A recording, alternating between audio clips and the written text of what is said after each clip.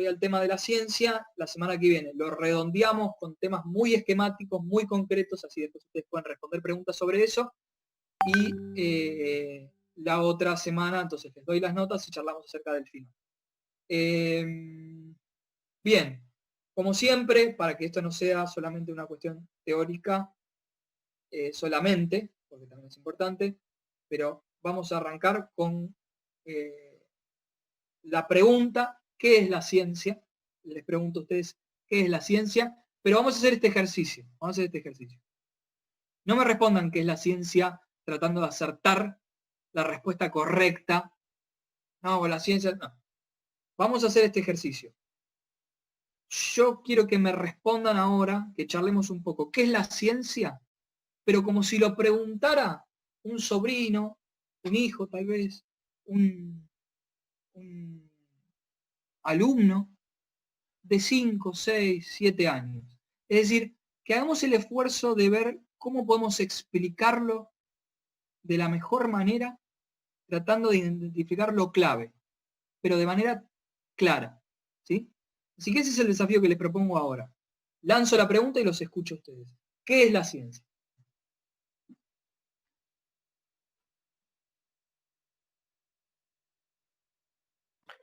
¿Podría ser el estudio de las cosas? Bueno, pensá, Nico, ten en cuenta esto. Ten en cuenta que no me lo estás respondiendo a mí. Se lo está respondiendo a algún familiar o a alguien cercano que tenga 6, 7 años. Una respuesta puede ser, vos le decís, ¿es el estudio de las cosas? Está bien. No, déjame que siga pensando la respuesta y te la digo. Dale, muy bien. Yo le diría que claro, la ciencia estudia diferentes materias con un método específico, que es el método de la experimentación y la observación. Le puedo dar, no sé, y le daría ejemplos de la ciencia, la filosofía, la ciencia exacta de las matemáticas, la astronómica. Bien, una manera interesante sería darle ejemplos, así que muy bien, Victoria. Ahora yo me imagino que este niño o niña dice, bueno, gracias, Victoria, pero ¿qué es método? Es la forma de, como se un procedimiento, es la forma de un procedimiento por el cual hago algo. O sea, los pasos que sigo para fundamentar. Porque cuando argumentás algo también tenés una forma de argumentarlo. Lo mismo con la ciencia, se justifica de alguna forma. Ok. Medio confuso capaz. No, está bien. Está bueno hacer el ejercicio de explicárselo a alguien, a algún chico, porque nos damos cuenta de que estamos obligados a ser claros. Bueno, está muy bien la respuesta de Victoria. A ver, escucho otras respuestas. Profe. Sí, Jan. Es la exploración a todo lo desconocido de la ciencia. Exploración a todo lo desconocido. Ok. Entonces, me pongo en el lugar de estos niños, ¿no? Entonces, tipo Indiana Jones, preguntaría a un niño, tal vez, ¿no? Que ha visto Indiana Jones. Tipo Indiana Jones, le preguntaría. ¿Qué le dirías, Ian o Agustín? Y mayormente sí, porque Indiana Jones buscaba tesoros y no era ciencia mayormente. Él buscaba algo que no se había encontrado todavía. Ok. Solamente para seguir insistiendo en este rol de niño molesto. O sea que los científicos, preguntaría al niño, ¿buscan tesoros? No, buscan encontrar por ejemplo, un número que todavía no se conoció. Claro, la solución a sé. algo. Para ir de la mano con la ética o un poco de la filosofía, van en busca de algo a través de preguntas todo el tiempo. Se buscan respuestas. Se hacen preguntas para encontrar la respuesta. Por más que ninguna sea verdadera, van a ir probando cuál es la mejor. Muy bien. Me gustó el complemento de Ian con Joaquín, porque uno la dijo más exploración de lo desconocido, y ahí Joaquín la armó un poco más técnica, más para una respuesta para un adolescente. Está muy bien. Pero bien, la idea en última instancia no es la cuestión pedagógica, sino ir descubriendo de a poco qué es la ciencia para nosotros. Y entonces yo me imagino que estos chicos, conforme con esta pregunta, hacen otra pregunta que es, ¿y para qué sirve? Bueno, en realidad todo el tiempo decimos cosas, sean verdades o no, entonces es importante partir de ciertas bases que ya están establecidas, pues la ciencia demuestra cosas que son factibles, verificables, para hablar de todo. De hecho, el progreso va en base a eso, aprendemos cosas y de ahí seguimos para adelante. Hay cosas que ya no nos preguntamos, pues, si la Tierra es plana o esas cosas, ya se saben. Hay mucha gente que se lo está Sí, justamente por eso me dio ese ejemplo gracioso, pero bueno. Pero, bueno, entonces, bueno, dijiste muchas cosas, Victoria, dijiste verificable, para progresar, usaste esa palabra, progresar. Bueno, interesante. ¿Qué más respuestas? Sí, yo voy a usar como una forma de evolucionar, iba a decir, tipo, gracias a la ciencia también fuimos evolucionando a lo largo de la historia, ¿no? Pero después, también gracias a eso, ah, evolucionamos en muchos otros aspectos, por ejemplo, no sé, con las creaciones de la guerra o diferentes cosas que no fueron favorables para el hombre, ¿no? Como que su O sea que lo que estás creación diciendo es que la idea de progreso y de evolución es rara, porque pensamos que evolucionamos, pero ¿en qué sentido podríamos decir, no? Sí, obvio. Claro. Por eso es importante el Ah. conocimiento, hay que estar siempre presente de las cosas que pasaron, Y, Por ejemplo, con el para ver creador hacia dónde vamos. ¿y para qué más sirve la los ciencia? premios. Para mí sirve para conocer, para averiguar o para verificar cosas que capaz sabemos que, no sé, una lapicera se cae y por qué se cae. Entonces sirve para mí para averiguar incógnitas. Y disculpen la insistencia filosófica, ¿no? Porque lo que dice Florencia Ángel y Victoria está muy bien, pero avanzo un poco más y pregunto, ¿y por qué queremos saber? Porque ¿Por qué supongo que eso necesitamos? es la esencia del ser humano, pues cuando vos decías, ¿para qué sirven las cosas? Nada sirve para nada, es una cuestión de querer creer que haces algo, entonces sabés algo, el resto aprendió cosas, yo aprendo las mismas, pero doy nuevas y así sucesivamente, hasta el infinito. Ok. Muy interesante. Victoria dice porque está en la esencia del ser humano conocer. ¿Alguien está en desacuerdo? ¿Alguien quiere dar otra respuesta?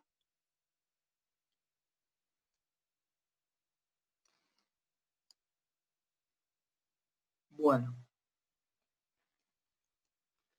muy interesante. Les pongo este escenario, a ver qué opinan. Así, porque hoy no nos va a dar para avanzar hacia la parte teórica. Así que sigamos carburando un poco. Vamos hacia el siglo IX. Siglo IX. Ahí como hace Espino con la mano. Nos vamos allá lejos. Siglo IX. Imaginemos un monje en una montaña, que un día se levanta. Recuerdan que en el siglo IX, en la Edad Media, había una visión geocéntrica del mundo. Es decir, se creía que la Tierra estaba en el centro del universo, ¿no? Esa era la idea que tenía. Pero supongamos que un día se levanta un monje y dice, me acabo de dar cuenta de algo. En realidad, la Tierra no está en el centro, sino que en el centro está el Sol.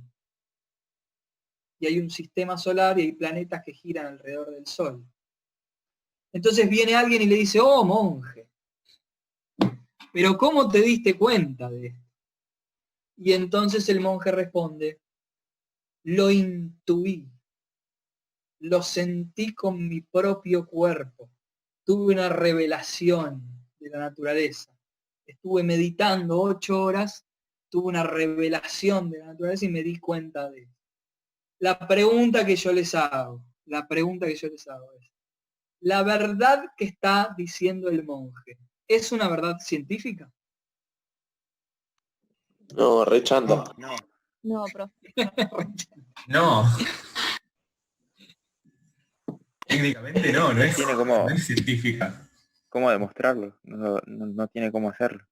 O sea, lo No da dijo por decir. fundamentos de... Y la forma, o sea, el método que usó para saberlo no es muy científico, la meditación y las corazonadas no están dentro. Ahí está la palabra clave, bueno, que entre todos lo están diciendo, pasando por chanta hasta llegar a método, medio fundamento, demostración, todo eso.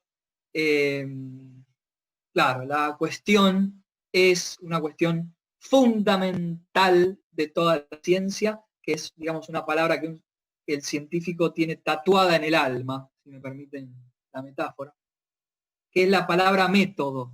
La palabra método es la palabra que los científicos llevan tatuada en el alma. Porque fíjense que lo que está diciendo este monje no es falso a la luz de lo que hoy sabemos. Es verdadero, pero la ciencia trabaja de otra manera, llega a la verdad de otra manera. Lo que caracteriza al discurso científico es que procede metodológicamente. Cada área del pensamiento científico tiene su propio método. Eso hace que los científicos puedan hablar entre sí un mismo idioma, ¿sí? Y que puedan comunicarse. Y esto nos lleva a otra cosa que la semana que viene, lo repasaremos. Para dejarlo bien claro, y yo les voy a armar el cuadrito para que ustedes lo anoten, ¿sí? Pero lo estamos introduciendo. El carácter metodológico de la ciencia es lo que permite el carácter comunitario de la ciencia. Porque la ciencia no es un saber privado. La ciencia no es el saber de un científico que está en una torre de marfil encerrado en una pieza y se reserva para él mismo lo que descubre. No. ¿Por qué? Porque para llegar a descubrir algo, para avanzar en sus investigaciones, tiene que conocer lo que se dijo antes. Es decir, tiene que estar al tanto del estado de la situación. Y tiene que poder comunicar en espacios institucionales de la comunidad científica los avances, porque la ciencia no es de personas, es de comunidades científicas. Por eso es público, el saber de la ciencia es público. ¿Sí? El saber de la ciencia es público. Público no en el sentido de lo maneja el Estado y lo maneja una empresa privada, en el sentido de que se hace público, en el sentido de que se comunica y que debe ser de común conocimiento, ¿sí? En ese sentido.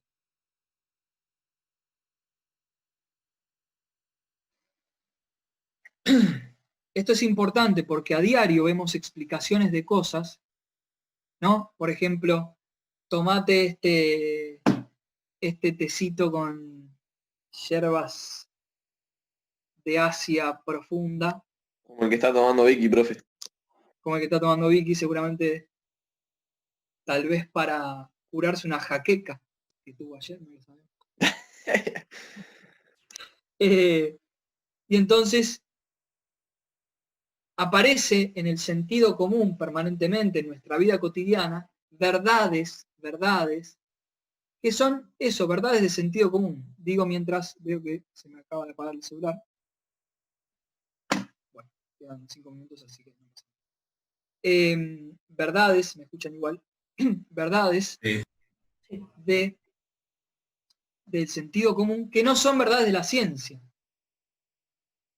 Alguien no hace ciencia porque se da cuenta que tomando un té se curó la jaqueca. La palabra jaqueca es espectacular. Sino que hace ciencia cuando llega a una verdad metódicamente. Cuando llega a una verdad metodológicamente.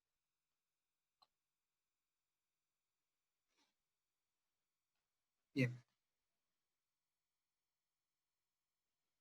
Bueno, tenemos tiempo para una preguntita más, para hacernos una preguntita más. Antes que haga la pregunta, ¿le puedo hacer una pregunta? Puede, Nico. Sí. Habías dicho lo de la ciencia no es de personas sino de comunidades y es pública, no privada. Sí, pero ¿se entiende eso, Nico? Lo de pública lo decís que todos pueden acceder a esa información. Correcto, muy bien, exacto. No es que un científico un día se levanta iluminado y descubre una verdad, sino que pertenece a una comunidad siempre.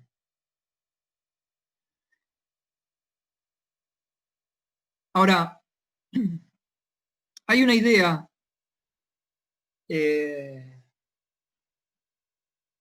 general, una idea bastante difundida, que es la idea de que la ciencia parece ser un saber puro, aislado de la sociedad.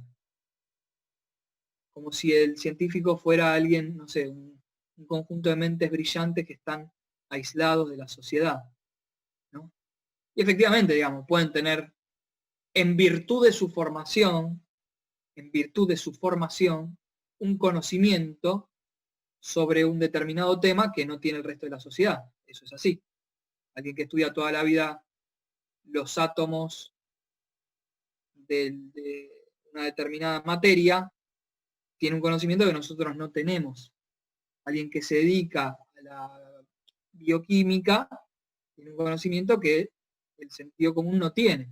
Alguien que se dedica a la astronomía tiene un conocimiento, atención, astronomía, no astrología, astronomía, es decir, el estudio de los astros a través de un método científico. Paréntesis, con esto no estoy diciendo que cada cual no pueda creer en lo que se le cante, solamente estamos haciendo la distinción de lo que es ciencia de lo que no es ciencia, nada más.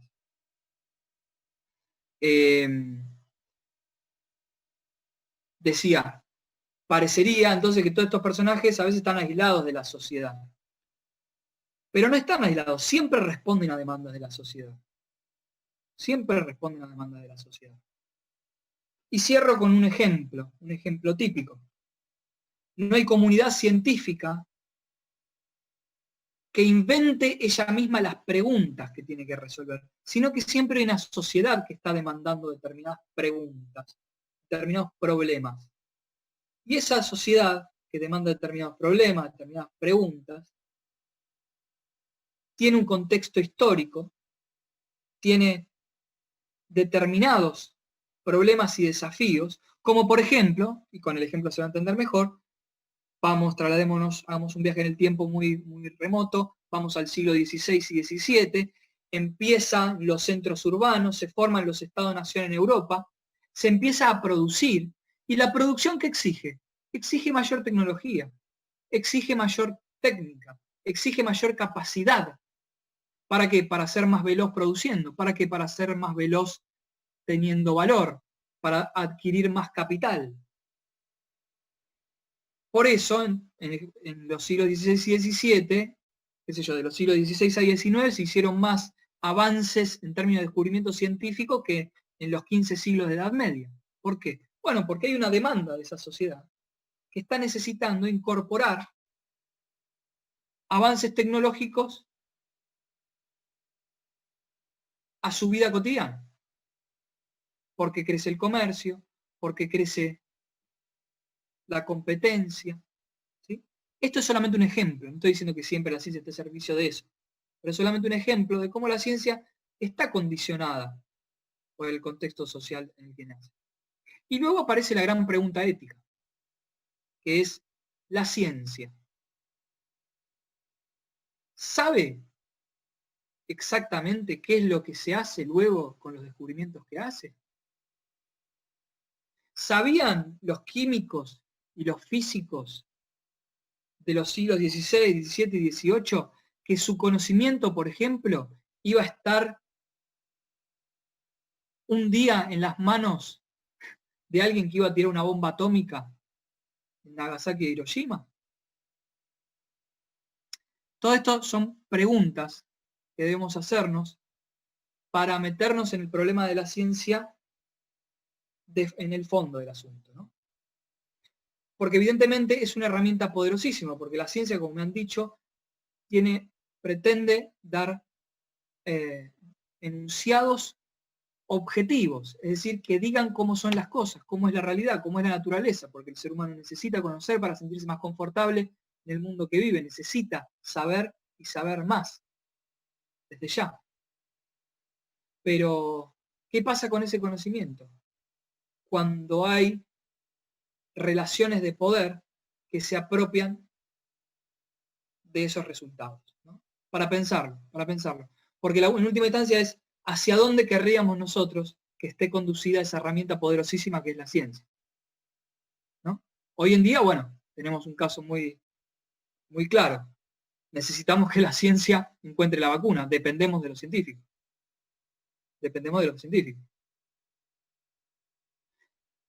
Ahora, luego aparecen las preguntas éticas.